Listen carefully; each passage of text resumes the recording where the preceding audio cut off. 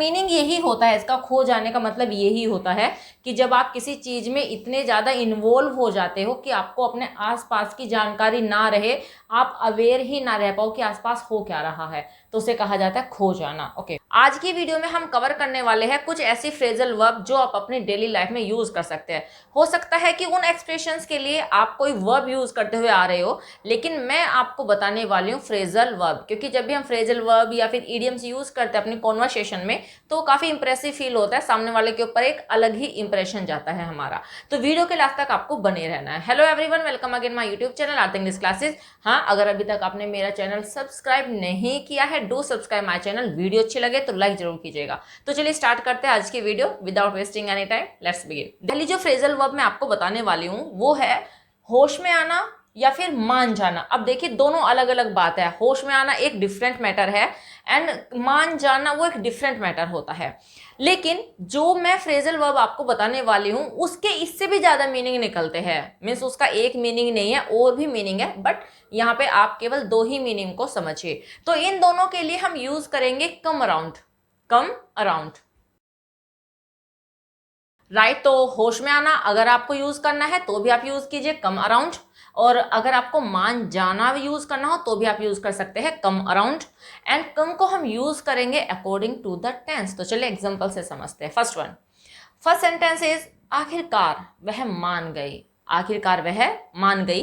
And देखिए यहाँ पे मान गई है, मैंने दोनों के दो एग्जांपल लिए है। मान गई, होश में आना, दो एग्जांपल मान जाना के है एंड दो एग्जांपल होश में आना के है। तो पहला एग्जांपल है मान गई एंड पास्ट इंडेफिनिट का सेंटेंस है, पॉजिटिव सेंटेंस है। And I have told you many times कि अगर पास्ट इंडेफिनिट का सेंटेंस होता है, पॉजिटिव होता है, वर्ब की हम सेकेंड फॉर्म यूज करते हैं, मीन्स हम यूज करने वाले हैं केम। ओके चलिए, एंड आखिरकार के लिए हम यूज करते हैं फाइनली। फाइनली, तो सेंटेंस हो जाएगा finally she came around. Finally she came around.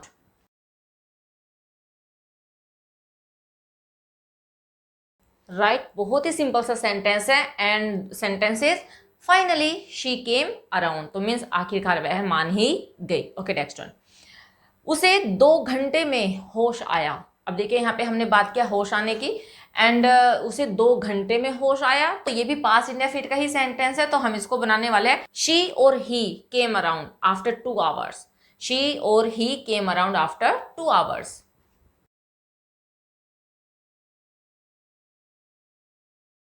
Right sentence is she or he came around after 2 hours. Because देखिए यहाँ पे नहीं पता कि जेंडर कौन है, किसी लड़की की बात है फिर किसी लड़के की बात है, तो आप जिसके लिए यूज करना चाहते हो आप अकॉर्डिंगली यूज कर सकते हो। So I mention here both the expression. Okay, तो चलिए नेक्स्ट देखते हैं। ओके, आगे बढ़ने से पहले ये वाला, प्लीज होश में आ जाओ। प्लीज होश में आ जाओ, ठीक है। तो मीन्स हम जब बहुत ज्यादा डिसअपॉइंट हो जाते हैं कि कोई होश में ही नहीं आ रहा है, तो हम अंदर से दुखी होकर कह देते हैं प्लीज होश में आ जाओ। तो ये सेंटेंस आपके लिए इंपेरेटिव है, होप ये आप इजीली बना पाओगे। इंपेरेटिव सेंटेंसेस में हमेशा मेन वर्ब स्टार्टिंग में यूज होती है, बहुत ही सिंपल सा है। तो आप मुझे कमेंट सेक्शन में बताओगे कि आप इसको कैसे बोलने वाले हो। ओके नेक्स्ट वन, अगर तुम कोशिश करते तो वह मान जाती। अब देखिए, अगर आपको पता होगा तो ये है कंडीशनल सेंटेंस एंड कंडीशनल कौन सी, पास्ट की कंडीशन दिखाई गई है। मीन्स ये पॉसिबल था होना। अगर तुम मनाते तो मान जाती, अगर तुम कोशिश करते तो वह मान जाती, इसका मतलब है कि तुमने कोशिश नहीं की। राइट, तो पास्ट की ऐसी कंडीशन है, अगर ये काम होता तो ये काम हो चुका होता। तो ऐसे सेंटेंसेस जब पास्ट की ऐसी कंडीशन दिखाई जाती है तो आपको पता होगा कि इफ वाली क्लोज में, अगर मीन्स इफ, तो इफ वाली क्लोज में हम यूज करते हैं हैड का, एंड जो नेक्स्ट क्लोज होती है उसमें हम यूज करते हैं वुड हैव का। तो वही हम करने वाले। तो चलिए बनाते हैं, पहले ये वाली क्लोज बनाते हैं। अगर तुम कोशिश करते, इफ यू हैड ट्राइड, क्योंकि हैड के साथ वर्ब की थर्ड फॉर्म यूज करेंगे। इफ यू हैड ट्राइड तो क्या होता, कोमा लगाएंगे। तो के लिए कभी कोई इंग्लिश में कोई वर्ड नहीं लगाते, कोमा लगाते हैं। लेकिन जब हम बोलते हैं तो हल्का सा पोज देते हैं वहां पे 1 या 2 सेकेंड का। ओके, तो कोमा लगाएंगे, वह मान जाती, she would have come around. If you had tried she would have come around.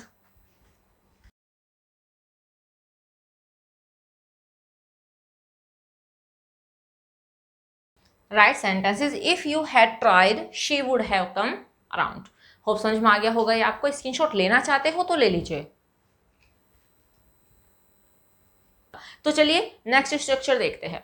देखिए इन सारे सेंटेंसेस में बात हुई है खरे उतरने की, लेकिन खरा उतरना हम दो तरीके से यूज कर सकते हैं। एक तो होता है किसी की उम्मीदों पे खरे उतरना, मीन्स एक्सपेक्टेशंस पर खरा उतरना, लेकिन दूसरे तरीके से भी इस एक्सप्रेशन को यूज किया जाता है। जैसे देखिए, तुम टीम लीडर के रूप में खरे नहीं उतरे, राइट। तो देखिए यहाँ पे किसी की उम्मीदों पे खरे उतरने की बात नहीं हो रही है, यहाँ पे बात हो रही है टीम लीडर के रूप में तुम खरे नहीं उतरे, मीन्स एक टीम लीडर जिस तरह से वर्क करता है तुमने वैसे वर्क नहीं किया, राइट। एक और देखिए, यहाँ पे है मुझे उसकी उम्मीदों पर खरा उतरना है, तो यहाँ पे तो सिंपल सी बात है, उम्मीदों पर खरे उतरना है। ओके नेक्स्ट वन, मुझे नहीं लगता कि यह आइडिया इस मार्केट में खरा उतरेगा। देखिए आइडिया इस मार्केट में खरा उतरेगा, तो मीन्स ये जो मार्केट है जिसमें हम प्लानिंग कर रहे हैं अपने इस आइडिया को एग्जीक्यूट करने की, हो सकता है कि ये इस मार्केट में काम ना करे, मीन जो प्रॉफिट हम लाना चाहते हैं, जो आउटकम हमें चाहिए, वो यहाँ पर नहीं आ पाएंगे, ये मतलब है। तो दोनों खरे उतरना ही है, लेकिन मीनिंग अलग अलग है। दोनों के लिए मैं दो एक्सप्रेशन आपको बताऊंगी, आपको जिस कॉन्टेक्स्ट में यूज करना हो खरे उतरना वो आप यूज कर सकते हैं। देखिए सबसे पहला है cut the mustard, cut the mustard, and दूसरा है live up to, live up to, right. तो एक तो हमें यूज करना है cut the mustard, okay, and next हमें यूज करना है लिव अप टू। अब देखिए लिव अप टू का जब हम यूज करेंगे तो ये हम यूज करेंगे उम्मीदों पर खरे उतरने के लिए, राइट। मीन्स अगर हमें बताना है कि उम्मीदों पे खरे उतरना, तो तब हम यूज करेंगे लिव अप टू, ओके। लेकिन अगर हमें उम्मीदों की बात नहीं करनी, जैसे कि ये वाला एग्जाम्पल है एंड ये वाला एग्जाम्पल है, तो तब हम यूज करेंगे कट द मस्टर्ड। तो चलिए एग्जाम्पल से समझते हैं। देखिए फर्स्ट वन, तुम टीम लीडर के रूप में खरे नहीं उतरे, राइट। तो सेंटेंस हो जाएगा, देखिए खरे नहीं उतरे पास इंडेफिनिट का सेंटेंस है, एंड नेगेटिव है तो हम डिड नॉट का यूज करेंगे।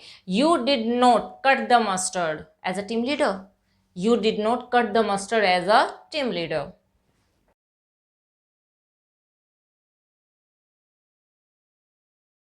सेंटेंस है you did not cut the mustard as a team leader. तो देखिए यहाँ पे हम अब लिव अप टू यूज नहीं कर सकते, क्योंकि वहां पे हमें उम्मीदों लगाना पड़ेगा। लिव अप टू कुछ उम्मीदें जो दिखाई जाएगी वो हमें यूज करना होगा। नेक्स्ट देखिए, मुझे उसकी उम्मीदों पर खरा उतरना है। अब देखिए यहाँ पर किस पे खरा उतरना है, उम्मीदों पर।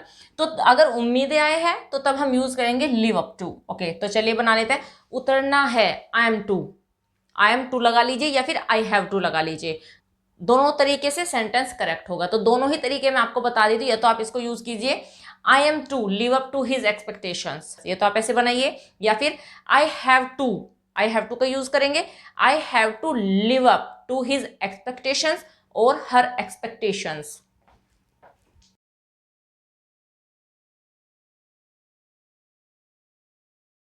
Right sentences, I am to live up to his or her expectations, right. तो मुझे उसकी उम्मीदों पर खरा उतरना है, एंड जैसे मैंने आपको बताया है आप यहाँ पे हैव टू का भी यूज कर सकते हैं, choice is yours, okay. Next one, तुम मेरी उम्मीदों पर खरे नहीं उतरे, तुम मेरी उम्मीदों पर खरे नहीं उतरे, मीन जैसा मैंने एक्सपेक्ट किया था तुमसे, तुमने उसके अकॉर्डिंगली काम नहीं किया, राइट। तो देखिए यहाँ पे भी उम्मीदों पर खरे उतरने की बात है, पास इंडेफिनिट का ही सेंटेंस है, एंड ये क्या है, नेगेटिव सेंटेंस है, तो हम डिड नॉट का यूज करेंगे। डिड नॉट के साथ हम लगाते मेन वर्ब की फर्स्ट फॉर्म, तो फर्स्ट फॉर्म ही यूज करेंगे लिव की। तो सेंटेंस हो जाएगा you did not live up to my expectations, you did not live up to my expectations.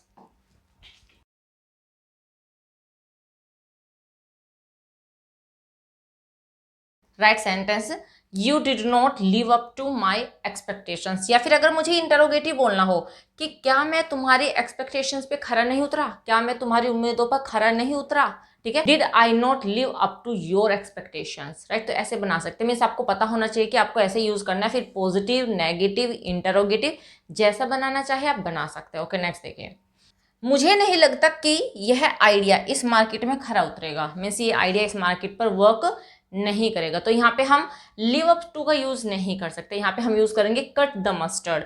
करेगा फ्यूचर का है तो हम विल शैल का यूज करेंगे। तो मुझे नहीं लगता, पहले हम ये वाली क्लोज बनाएंगे, I don't think, I don't think that, की के लिए हम यूज करेंगे that, I don't think that this idea will cut the mustard in this market, ठीक है। I don't think that this idea will cut the mustard in this market.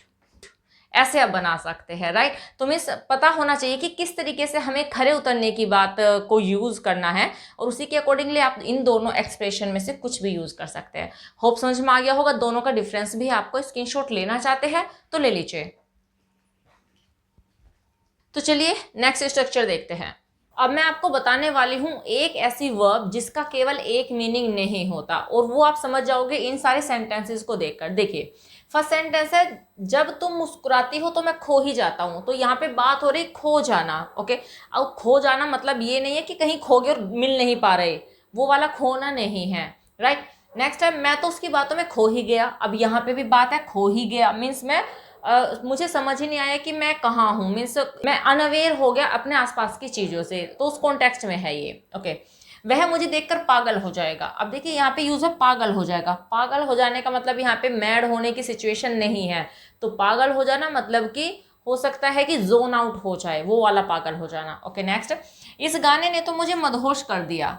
मदहोश कर दिया, ठीक है, वही मदहोश कर देना मीन्स हमें पता ही नहीं चल पा रहा था आसपास क्या हो रहा है, तो हम इतने खो जाते हैं किसी चीज में, तो मदहोश भी वो ही होता है। अब देखिए तीन एक्सप्रेशन है, खो जाना, पागल हो जाना एंड मदहोश हो जाना। ये तीन एक्सप्रेशन है, और भी एक्सप्रेशन होते हैं बट इन तीनों को अभी मैं आपको बताऊंगी, और इसके लिए मैं आपको बताने वाली हूं एक वर्ब, राइट। तो इन तीनों एक्सप्रेशन के लिए आप यूज कर सकते हैं स्वून, स्वून, राइट। तो इसके लिए हम एक वर्ब यूज करेंगे that is swoon, okay. And इसे हम यूज करेंगे according to the tense, as you know कि वर्ब को हम अकॉर्डिंग टू द टेंस ही यूज करते हैं। तो चलिए एग्जांपल से समझते हैं। फर्स्ट, जब तुम मुस्कुराती हो तो मैं खो ही जाता हूं। तो यहाँ पे दो क्लोज है हमारे पास में, तो मैं तो खो ही जाता हूं, तो यही ये वाली क्लोज हम स्टार्टिंग में बनाएंगे, प्रेजेंट इंडेफिनिट की है, तो सेंटेंस हो जाएगा I just swoon, I just swoon when you smile, I just swoon when you smile.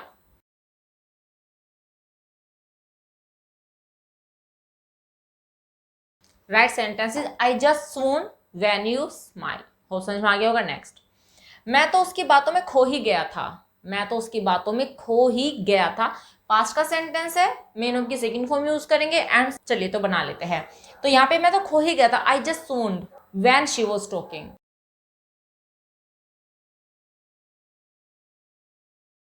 Next one, वह मुझे देखकर पागल हो जाएगा, ठीक है, वह मुझे देखकर पागल हो जाएगा।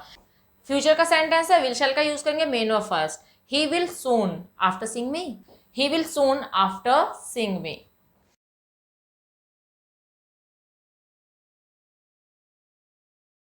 Right sentence is he will soon after seeing मी। हो समझ में आ गया होगा। नेक्स्ट वन, इस गाने ने तो मुझे मदहोश ही कर दिया, राइट। मदहोश ही कर दिया मतलब कि मैं खो गया, मुझे पता ही नहीं चल रहा था कि आसपास क्या हो रहा है, मैं इतना खो गया था इस गाने में, तो वो वाली सेंस है सेंटेंस की।